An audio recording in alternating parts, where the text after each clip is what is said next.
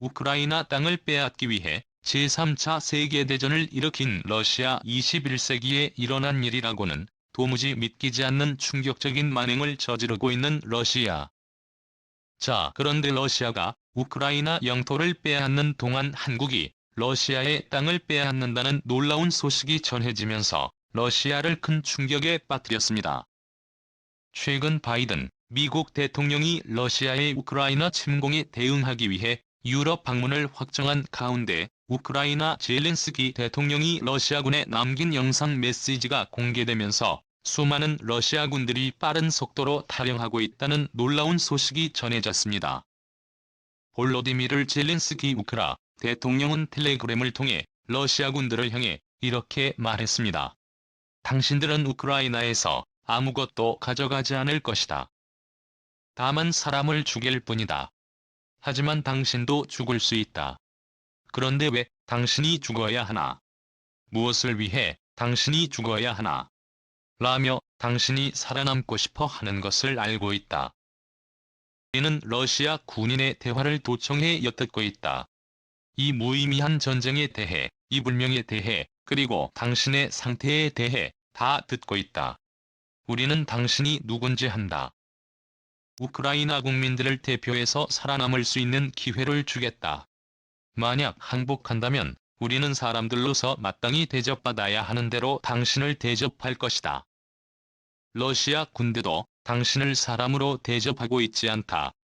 러시아 어머니들, 특히 징병된 아들을 둔 어머니들에게 자녀를 외국의 전장에 내보내진 말라고 말하고 싶다. 아들이 우크라이나의 전쟁에 투입될 수 있다는 의심에 조금이라도 든다며 즉시 행동하라 호소했습니다. 이 영상이 러시아군들 사이에서 일파만파 확산하자 놀라운 일이 벌어졌습니다. 최근 공개된 군사작전 보고서에 따르면 러시아군의 대규모 탈영과 불복종 사례가 보고되고 있는 것으로 밝혀졌습니다. CNN은 실제 러시아 군인들의 가족 또한 이들이 우크라이나를 침공한지 알지 못해 논란이 일고 있다고 보도했습니다. 또 우크라이나 침공에 투입된 러시아 군인 중에는 훈련도 제대로 받지 못하고 장비도 갖추지 못한 이들을 여럿 포함됐다고 CNN은 전했습니다. 자, 그런데 러시아의 절망은 이것이 끝이 아닙니다. 러시아가 우크라이나 땅을 빼앗기 위해 집착하는 동안 한국이 러시아 땅을 빼앗는다는 놀라운 소식이 전해졌습니다. 녹든도는 두만강을 경계로 북한 바로 위에 있는 러시아 시리우즈배의 영토인데요. 면적은 32제곱킬로미터에 불과하지만 주변에 엄청난 규모의 해양 자원과 광물 자원을 동시에 획득할 수 있기 때문에 초대박이라고 볼 수 있습니다. 자, 그런데 놀랍게도 녹든도는 원래 한국 땅이었습니다. 이렇게 대동여지도에서도 녹든도가 한국 땅임이 명확하게 기록되어 있는데요. 녹든도는 여진족을 연해주 너머로 완전히 밀어내사 군육진 개척 때 우리 영토가 된 땅으로 개척 후 14만 42년 세종은 녹든도의 길이 1.1246, 총 높이 6척의 녹든토성을 쌓아 녹든도를 방비했습니다.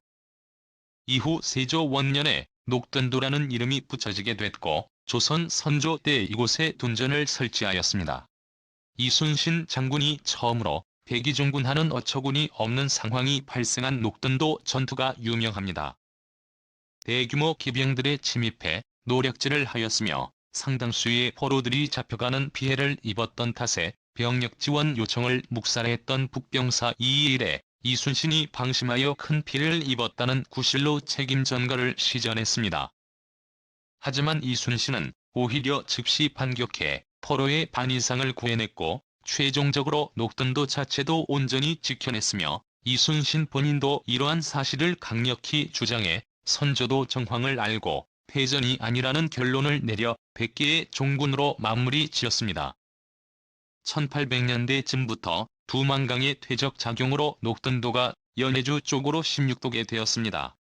그리고 1860년 청나라와 러시아 제국 간 베이징 조약에 의해 연해주가 러시아 영토가 되었을 때 러시아인들이 연해주에 16되어 버린 경운부 영역에 녹든도까지 들어와 건물을 지었습니다. 조선 조정은 뒤늦게 러시아에게 땅을 빼앗긴 사실을 알게 되면서 18만 80년대 청나라에 수차례 항의를 했고 조약 당시 청나라도 녹든도만은 조선의 영유권을 인정했기에 조선 측에서는 러시아의 영토 반환을 요청했으나 러시아는 응하지 않았습니다. 조선은 녹든도를 반환받기 위해 러시아와 수교한 후에도 몇 차례나 더 반환을 요구했으며 1885년 청나라와 러시아 간이 삼국의 공동관계안을 제의했으나 받아들여지지 않았고 1890년 러시아 공사를 불러 녹든도의 반환을 요구하는 의사를 재차 전했으나 러시아 측은 아무런 회보도 하지 않았습니다. 사실 국제적으로 러시아의 영토가 된 이후에도 실질적으로 계속 조선의 점유였습니다. 그곳에 살던 조선 사람들은 계속 거주하였으며 농지를 적극적으로 개간하여 넓혀갔습니다. 그리고 고종 시기에 제작된 아궁여지도에 따르며 민가 113호 인구 8만 22명의 꽤 규모가 있는 마을이 있었습니다. 이렇게 한국 땅이라는 명백한 증거들이 있지만 그동안 오랫동안 러시아가 시류지배를 해왔기 때문에 한국이 이를 반환받을 확률이 0%라고 받아들여 왔습니다. 그런데 이번 러시아의 우크라이나 침공으로 0%의 가능성이 90% 이상으로 매우 높아졌습니다. 국제적으로 완전히 고립돼버린 러시아, 중국마저 러시아를 손질하려는 움직임을 보이고 있는데요. 한국을 포함한 미국과 유럽연합을 중심으로 추진해온 극동 러시아 분리독립 프로젝트가 다시 수면 위로 떠올랐습니다. 러시아로부터 독립되게 될 지역에 바로 녹든도를 포함한 주황색으로 표시된 부분인데요. 실제로 이 지역은 2년 동안 러시아로부터 독립해 극동공화국으로 불렸습니다. 러시아는 이번 우크라 침공으로 우크라 국민들은 물론 전 세계인들의 가슴에 씻을 수 없는 공포와 상처를 주었고 언제나 그랬듯 패전국은 전쟁 후 큰 대가를 치러야 합니다. 이에 러시아의 극동지역을 분리 독립시키는 방안이 거론되고 있는데요. 이 과정에서 녹든도가 한국에 반환될 가능성이 매우 높아졌다는 것이 국제 정치 전문가들의 공통된 주장입니다. 실제로 러시아는 최근 유럽평의회에서 퇴출당했습니다. 이로써 더 이상 러시아 땅을 한국이 가져가든 나머지 땅을 미국과 한국이 나누어 가져도 러시아를 도와줄 국가는 전 세계 어디에도 없다는 뜻입니다.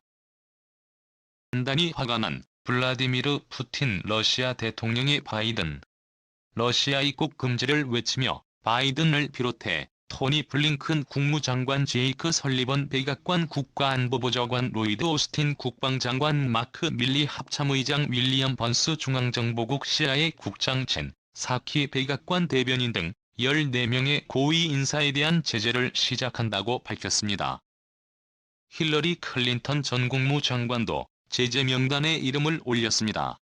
이에 미국 백악관은 러시아를 비웃으며 이렇게 발표했습니다. 백악관은 일단 제재 대상의 이름부터 틀렸다고 지적했습니다. 젠 사키 백악관 대변인은 우선 대통령 이름을 조 바이든 주니어입니다. 그러니 러시아는 그의 아버지에게 제재를 한 셈이죠. 고인의 명복을 입니다라며 푸틴의 발표에 아무도 놀라지 않았을 겁니다. 우리 중 누구도 러시아를 여행할 계획이 없으니까요. 접근 금지된 러시아 은행 계좌를 가진 사람도 없습니다. 따라서 제재를 밀어붙일 겁니다라고 전했습니다. 오늘도 감사합니다. 최고로 멋진 하루 보내시길 바랄게요.